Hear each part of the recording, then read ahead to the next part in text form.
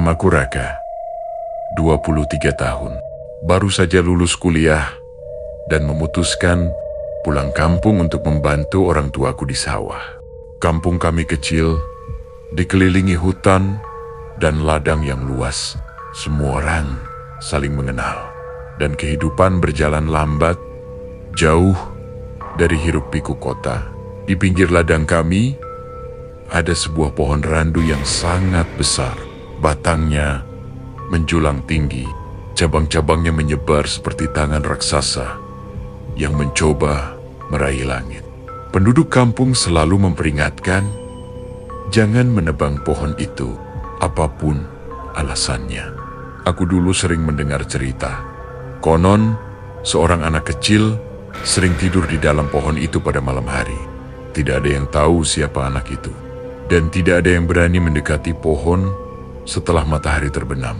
Sebagai anak muda, aku sempat menertawakan cerita itu. Sampai suatu malam, semuanya berubah. Malam itu, aku pulang dari sawah sekitar pukul 8. Angin berhembus pelan, membawa aroma tanah, basah, dan dedaunan yang gugur. Langit gelap, hanya diterangi cahaya bulan yang redup. Saat melintasi pohon randu, aku mendengar suara lirih, hampir seperti bisikan. Raka, aku berhenti. Tidak ada siapapun di sekeliling. Aku menelan ludah, menatap batang pohon besar itu. Daunnya bergoyang pelan, meski angin hampir tidak terasa. Raka, suara itu lebih jelas kali ini.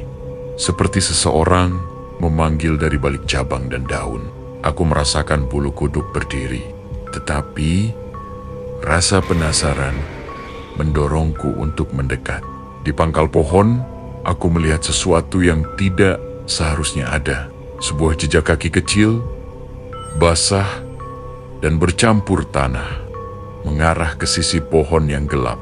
Aku menatap ke atas, dan di antara kabang-kabang yang rimbun, ada bayangan seorang anak perempuan.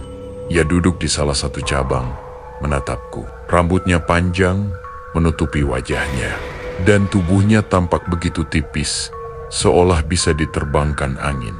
Aku menahan napas. Ia tidak bergerak, hanya menatap.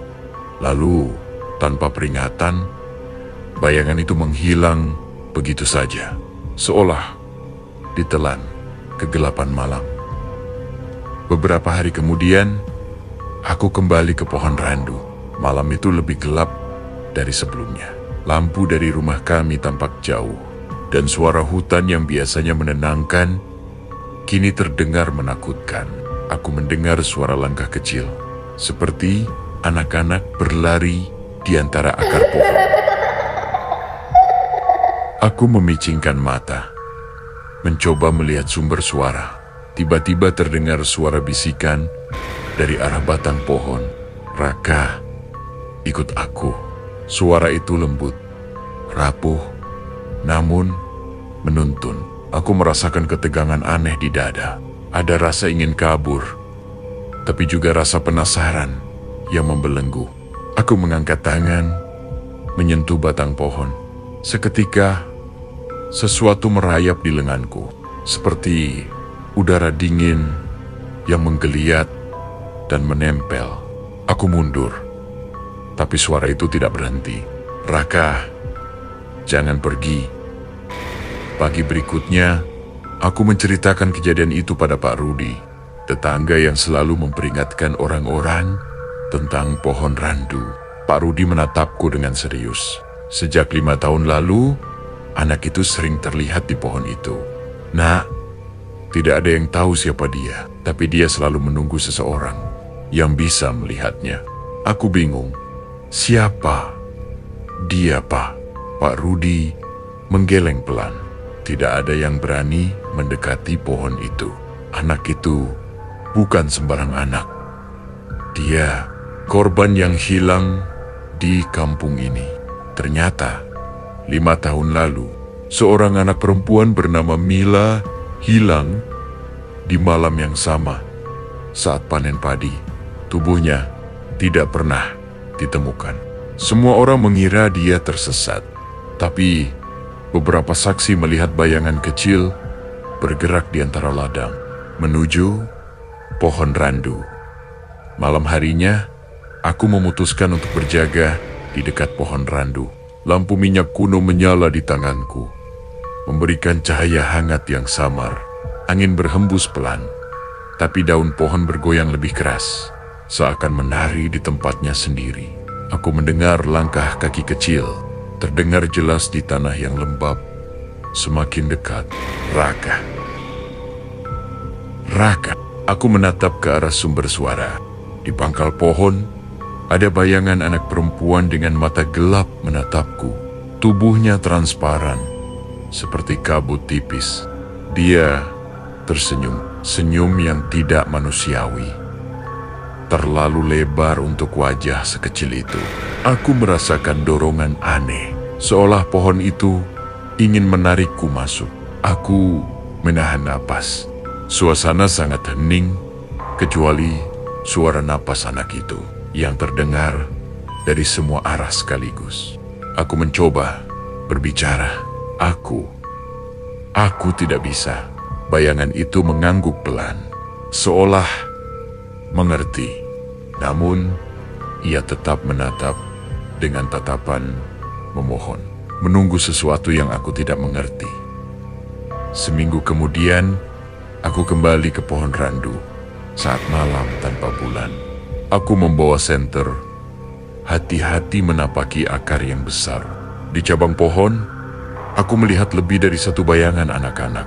Mereka saling berpegangan, bergerak pelan, menatap ke arahku. Raka, ikut aku. Aku sadar, ini bukan hanya Mila. Ada beberapa arwah yang tinggal di pohon ini. Mereka menunggu, menuntut perhatian, atau mungkin menunggu untuk dibawa pergi. Aku tidak bergerak. Aku hanya berdiri, membiarkan bayangan itu menatap. Dan seketika, suara mereka bersatu menjadi satu. Jangan tinggalkan kami. Hari berikutnya, aku menceritakan semua kejadian pada Pak Rudi dan beberapa tetangga yang lebih tua. Mereka menghela napas panjang. Anak-anak itu tidak akan tenang sebelum ada yang bisa melihat mereka. Mereka bukan berbahaya, tapi mereka tersesat. Dan pohon ini menjadi rumah mereka. Aku menatap pohon randu. Sekarang aku mengerti, pohon itu bukan hanya pohon. Itu adalah penampungan, rumah. Bagi yang hilang, mereka memilihku karena aku bisa melihatnya, bisa mendengar bisikannya. Aku merasa campuran takut dan sedih. Takut karena tidak tahu apa yang akan terjadi jika mereka marah. Sedih karena mereka adalah korban yang tak pernah pulang. Aku memutuskan untuk melakukan sesuatu. Setiap malam, aku menyalakan lampu di dekat pohon, membawa makanan kecil, dan duduk diam. Aku berbicara pada bayangan itu.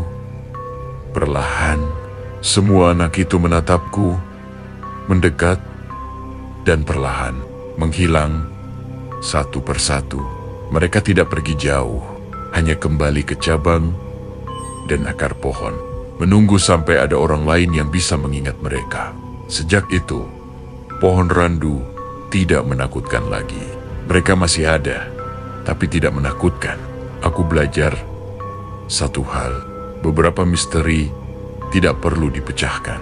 Beberapa arwah hanya butuh dilihat dan dihargai agar mereka bisa istirahat, meski tidak sepenuhnya meninggalkan dunia ini.